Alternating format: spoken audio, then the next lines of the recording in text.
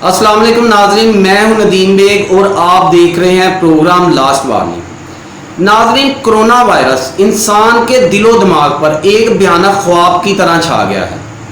جو کہ ختم ہونے کا نام ہی نہیں لے رہا، اور کوئی بھی یہ سمجھنے سے قاصر ہے کہ یہ کیا ہے، کہاں سے آیا ہے، کب ختم ہوگا۔ کوئی کہتا ہے کہ یہ اللہ کا عذاب ہے، کوئی کہتا ہے کہ یہ سب جھوٹ ہے، کوئی بیماری نہیں، صرف میڈیکل مافیا پیسے کما رہا ہے۔ لیکن ہم آپ کو اس پروگرام میں اس کی حقیقت بتائیں گے کہ یہ نہ تو اللہ کا عذاب ہے اور نہ کوئی جھوٹ، یعنی کہ یہ بیماری تو ہے لیکن یہ بیماری نظام قدرت کو چھیڑ کر اس دنیا پر مسلط کی گئی ہے۔ اب آپ کہیں گے کہ وہ کیسے کوئی نظام قدرت کو چھیڑ سکتا ہے یا کوئی اس نظام کو نقصان پہنچا سکتا ہے؟ تو اس سوال کا جواب قرآن پاک کے ایک واقعے سے ملتا ہے جس میں اللہ تعالیٰ نے بنی اسرائیل کے ایک جادوگر سامری کا ذکر کیا ہے کہ جب اللہ تعالیٰ نے حضرت موسیٰ علیہ السلام کو 40 دن کے اعتکاف پر کوہ طور پہاڑ پر بلایا اور حکم کی تعمیل کے لیے حضرت موسیٰ علیہ السلام کوہ طور پر چلے گئے اور بنی اسرائیل کو اپنے بھائی حضرت ہارون علیہ السلام کے حوالے کر دیا۔ اس 40 دن کے اعتکاف کے دوران بنی اسرائیل کے گمراہ آدمی جس کا نام موسیٰ سامری تھا، اس نے بنی اسرائیل کو کہا کہ اگر تم لوگ مجھے سونا دو تو میں تمہیں تمہارے خدا سے ملا دوں گا، اور اسی طرح اس کو بنی اسرائیل کے گمراہ افراد نے بچڑا بنانے کے لیے سونا دیا، اور سامری نے اس سونے کو پگھلا کر بچڑے کا ایک بے جان بت بنایا جو انسانی آواز میں بات کرتا تھا، جس کی وجہ سے بہت سے لوگ گمراہی کا شکار ہو گئے اور معاذ اللہ انہوں نے بچڑے کو خدا مان لیا۔ اب اس واقعے سے ان باتوں کا پتہ چلتا ہے کہ دنیا میں ایسے انسان بھی موجود ہیں جو معاذ اللہ تعالیٰ کو چیلنج کرتے ہیں۔ دوسرا یہ کہ سامری کے پاس نظام قدرت کا کوئی تو راز تھا جس سے اس نے سونے کے بچڑے کو انسانی آواز دی۔ اب یہ کوئی اللہ کا راز تھا جو سامری کے ہاتھ لگ گیا، یا کوئی شعبدہ تھا، یا کوئی شیطانی طاقت، پر کچھ تو تھا جس نے اس بچڑے کو انسانی آواز دی۔ اس واقعے کے بارے میں قرآن کی تفسیر میں ملتا ہے کہ جب اللہ تعالیٰ نے بنی اسرائیل کو فرعون کی غلامی سے نجات دلائی اور یروشلم جانے کا حکم دیا تو جس راستے سے بنی اسرائیل نے گزر کر جانا تھا اس کے درمیان دریائے نیل تھا، جس کو پار کروانے کے لیے اللہ نے حضرت موسیٰ علیہ السلام کو معجزہ عطا کیا، اور اس معجزے کی تکمیل کے لیے حضرت جبرائیل علیہ السلام گھوڑے پر تشریف لائے اور دریا کے درمیان راستہ بنا کر بنی اسرائیل کو پار پہنچایا، اور جہاں پر حضرت جبرائیل علیہ السلام کے گھوڑے کے قدم زمین پہ لگتے وہاں مٹی میں سبزہ پیدا ہو جاتا تھا، یعنی کہ اس مٹی میں زندگی کے سار پیدا ہو جاتے، اور یہ مٹی سامری کے ہاتھ لگ گئی جس کو استعمال کر کے سامری نے اس بچڑے میں زندگی کے سار پیدا کیے، یعنی کہ اللہ کے راز کا شیطانی کام کے لیے استعمال کیا اور شعبدے کے ذریعے لوگوں کو گمراہ کیا۔ اس واقعے سے یہ پتہ چلتا ہے کہ نظام قدرت کے رازوں کو انسانیت کو گمراہ اور تباہ کرنے کے لیے استعمال کیا جا سکتا ہے، اور اب اسی طرح سامری کے چیلے نظام کائنات کے رازوں کو شیطانی سازش اور شعبدے کے ذریعے انسانیت کے خلاف استعمال کر رہے ہیں، جس کی مثال کرونا وائرس ہے۔ یہ کام اللہ کے دشمن کے علاوہ کوئی نہیں کر سکتا۔ اس بیماری کا اور اللہ تعالیٰ کے دشمن کا بہت گہرا تعلق ہے۔ اس بیماری کی حقیقت اور مقاصد جاننے کے لیے ضروری ہے کہ اس اللہ کے دشمن کے بارے میں سمجھا جائے تاکہ حقیقت کھل کر سامنے آ سکے، اور اس کے لیے آپ کو میرے ساتھ 1300 قبل مسیح میں جانا پڑے گا، کیونکہ اللہ تعالیٰ کے یہ دشمن اور اس بیماری کی جڑیں وہاں سے ہی آ رہی ہیں، اور دور حاضر کے مطابق اس کے بارے میں پتہ ہونا بہت ضروری ہے۔ اس لیے پہلے ہم اللہ کے دشمن کو سمجھیں گے اور پھر اس بیماری کو۔ ناظرین، 1300 قبل مسیح کی بات ہے جب شہر یروشلم میں ایک قوم آباد تھی۔ اس قوم کو قرآن میں بنی اسرائیل کے نام سے پکارا گیا ہے۔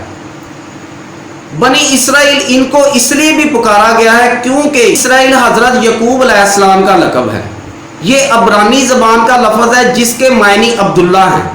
یعنی کہ اللہ کا بندہ۔ یعقوب علیہ السلام کے 12 بیٹے تھے اور ان کی اولاد کو بنی اسرائیل کہا جاتا ہے، جنہیں ہم یہودی بھی کہتے ہیں۔ اس قوم کو اللہ تعالیٰ نے فرعون کی غلامی سے نجات دلا کر باغوں اور بہاروں سے بھرا ایک ملک عطا کیا۔ اس قوم پر اپنی خاص عنایت کی اور من و سلوہ جیسی نعمت اس قوم پر نازل کی، لیکن یہ قوم اپنی سرکشی اور نافرمانیوں کی بدولت اللہ کی لاڈلی قوم سے اللہ کی دشمن قوم قرار پائی، اور اس کی وجہ یہ ہے کہ اللہ کی خاص عنایت کے باوجود بھی یہ قوم اپنی سرکشی اور نافرمانیوں سے باز نہ آئی، جس کا ذکر قرآن اور تفاسیر میں کچھ اس طرح ملتا ہے کہ یہ قوم فرعون کی غلامی میں زندگی گزار رہی تھی۔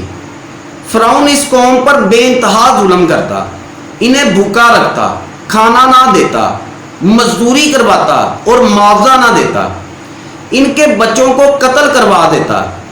پھر اللہ تعالیٰ نے ان پر خاص کرم کیا۔ اللہ تعالیٰ نے اپنے نبی حضرت موسیٰ علیہ السلام کو بھیج کر اس قوم کو غلامی سے نجات دلائی اور ان کو اپنا ملک دیا۔ یہ قوم 12 قبائل پر مشتمل تھی۔ ان 12 قبائل کی آپس میں نہیں بنتی تھی اور آپس میں لڑتے جھگڑتے رہتے، اور اللہ تبارک و تعالیٰ کی ان پر رحمت کا یہ عالم تھا کہ جب حضرت موسیٰ علیہ السلام کو حکم ہوا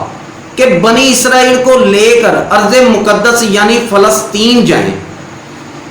پھر جب اسی حکم کی تعمیل کے لیے حضرت موسیٰ علیہ السلام اس قوم کو لے کر صحرا سینا کے راستے چل پڑے، اور راستہ بھی وہ جہاں کوئی سایہ دار درخت اور پانی کا نام و نشان تک نہیں، اور دھوپ کی تپش ایسی کہ انسان کو جلا کر راکھ کر دے، تب اللہ تعالیٰ نے ان پر بادلوں کا سایہ کیا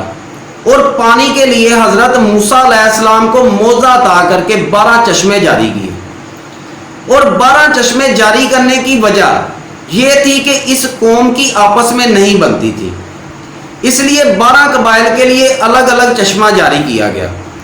اسی سفر کے دوران فرعون کو پتہ چلتا ہے کہ حضرت موسیٰ علیہ السلام بنی اسرائیل کو لے کر فلسطین جا رہے ہیں، تو وہ بھی اپنی فوج لے کر ان کا تعاقب کرتا ہے، لیکن فرعون کو یہ نہیں پتا تھا کہ وہ اپنی ہی موت کا تعاقب کر رہا ہے۔ قرآن اور تفاسیر میں ملتا ہے کہ جب یہ قوم نیل کے کنارے پہنچی اور حضرت موسیٰ علیہ السلام نے اللہ تعالیٰ کے عطا کیے ہوئے معجزے سے دریا کے درمیان راستہ بنایا، تب یہ قوم حضرت موسیٰ علیہ السلام سے کہنے لگی کہ آپ جانتے ہیں کہ ہم 12 قبائل ہیں اور ہماری آپس میں نہیں بنتی، اس لیے ہم ایک راستے سے نہیں جا سکتے، بہتر ہے کہ آپ ہمارے لیے الگ الگ راستہ بنا دیں۔ اور پھر اللہ تعالیٰ نے ان کے لیے 12 الگ الگ راستے بنائے۔ جب بنی اسرائیل ان راستوں کے ذریعے دریا کو عبور کر رہی تھی تو فرعون اور اس کی فوج نے بھی اس راستے سے گزرنا چاہا، لیکن اللہ تعالیٰ کو تو کچھ اور ہی منظور تھا۔ جب بنی اسرائیل دریائے نیل کو پار کر چکے تھے تو اللہ نے دریا کو حکم دیا کہ مل جا، تو دریا اللہ کے حکم کی تعمیل کرتے ہوئے مل گیا، اور فرعون اور اس کی فوج دریا برد ہو گئی، اور یہ قوم ان راستوں سے گزر کر یروشلم پہنچ گئی۔ لیکن یہ قوم اللہ کی واضح نشانیوں اور موسیٰ علیہ السلام کے معجزات کے باوجود اس بات پر بضد رہی کہ ہم جب تک اللہ کو نہیں دیکھ لیتے ہم آپ پر یقین نہیں کریں گے۔ وہ آپ سے بات کر سکتا ہے تو ہم سے کیوں نہیں؟ کیونکہ یہ زبان سے تو حضرت موسیٰ علیہ السلام کو نبی مانتے تھے، لیکن دل سے معاذ اللہ حضرت موسیٰ علیہ السلام کو جادوگر سمجھتے تھے، جس کا ذکر سورہ بقرہ کی آیت نمبر 55 میں ملتا ہے کہ جب حضرت موسیٰ علیہ السلام اللہ کے حکم کے مطابق بنی اسرائیل میں سے 70 بندوں کو لے کر کوہ طور پہاڑ پر گئے اور اللہ تعالیٰ نے ان پر کتاب نازل کی، پھر جب حضرت موسیٰ علیہ السلام کلام الہی پڑھ کر سنانے لگے تو یہ قوم کہنے لگی کہ اے موسیٰ، ہم اس کلام پر اور آپ پر تب تک نہیں یقین کریں گے جب تک ہم اللہ تعالیٰ کو اپنی آنکھوں سے نہیں دیکھ لیتے، کیونکہ یہ ہمیں کیسے پتا چلے گا کہ یہ کلام جو آپ ہمیں پڑھ کر سنا رہے ہیں یہ اللہ کا ہی کلام ہے۔